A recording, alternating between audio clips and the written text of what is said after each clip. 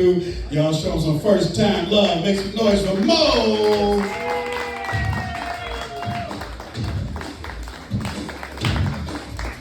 I go to work. How y'all doing? How y'all doing? Good. It's so good to be back in my home state. I joined the military in 1996. And I did 21 years, 3 months, and 12 days. And thank y'all so much. And I came back because now I got grandkids, right? And all my kids are grown, so they don't need shit from me. So I was like, okay, I'll come back now. Because, all my support is done. All my court cases are closed. Macomb County, they don't fuck with me no more. So it's just good to be home. It's good to be home. I am not a stand-up comedian. I'm sitting down. Niggas, keep up. Keep up now. Keep up now. Okay. I got a scout here in the back. Y'all see him? He's an NBA owner and he's a manager who's looking for talent. Him and Tony grew up together, and so I'm trying to get on the circuit. Tony has so many hoes. Did you hear him? He was like, yeah, I had a hoe back in 38, had a hoe back in 22, then I had a hoe at Red Lobster.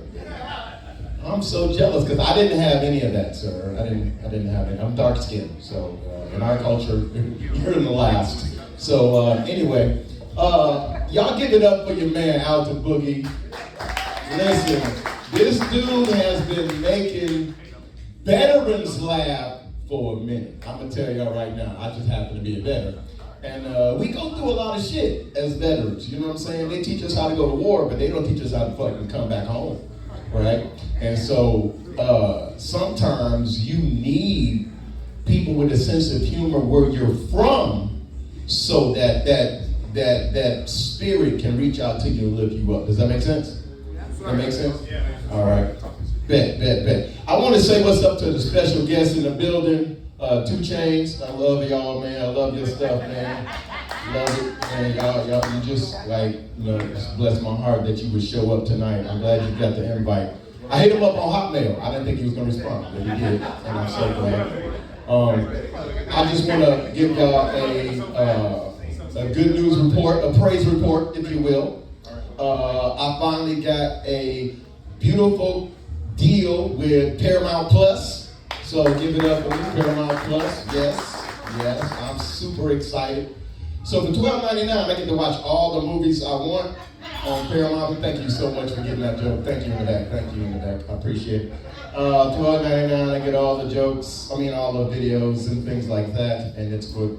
Listen, I'm gonna tell y'all, I come here and I love the humor and I love to tell jokes and stuff like that.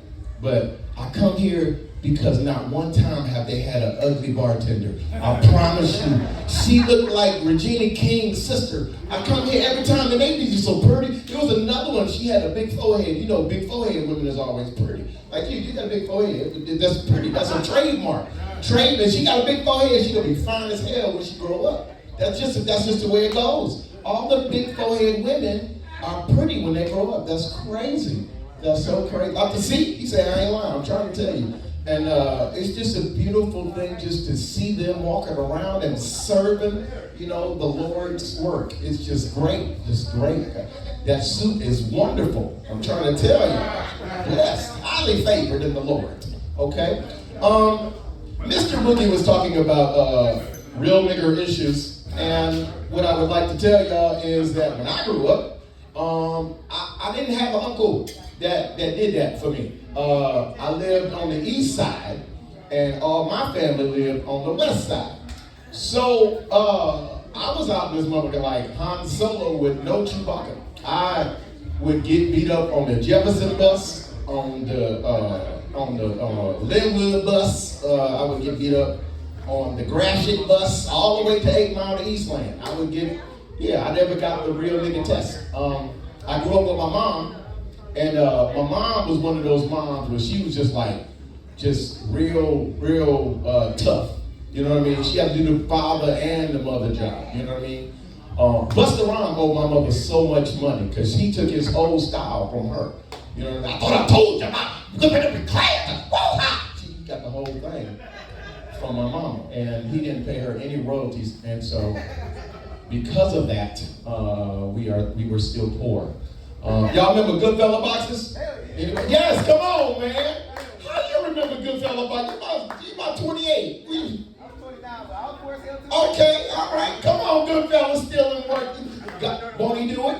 Won't he do it? Won't he do it, Fred Hammond? Won't he? Yes, he will. Jesus!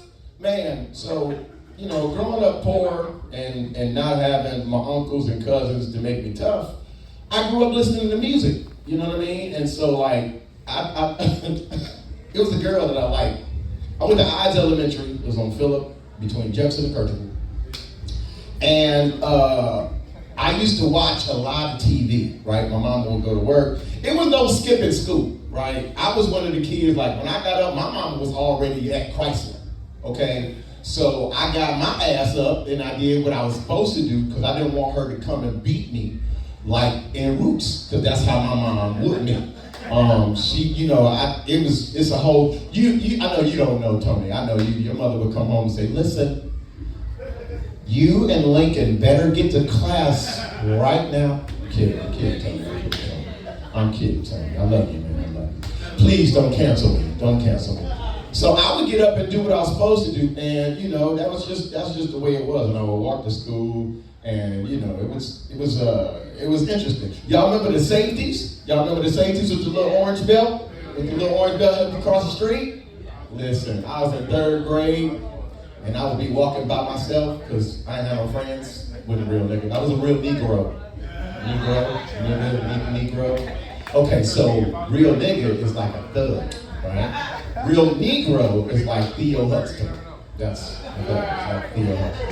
And translate. Well, I want everybody to have a good time. So I would go to school and come home, and you know, it was just different. You know what I'm saying? I was dark skinned. I wore glasses, and it was just different for me. I didn't have no kind of hands or fisticuffs or nothing.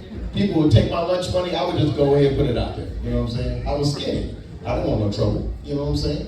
Right, TD Jakes? I didn't want no trouble. I didn't want no trouble, man. Prayer didn't work. You know what I'm saying? I used to watch cartoons, Popeye, and I used to think that the spinach situation was real. Okay, I didn't have nobody to tell me, so my dumb ass walking down the street with a damn big ass can in my damn shirt, and it keep falling out, and I'm like, shit, ain't no fight yet. So yeah, it just didn't work out, and I couldn't do it like Popeye did because I would squeeze it, and the dude would still be punching me. Listen, I want to thank y'all so much for allowing me to come up here and have a good time. Y'all give it up for the host with the most, Mr. Skabluski himself. What you doing? Alton Money!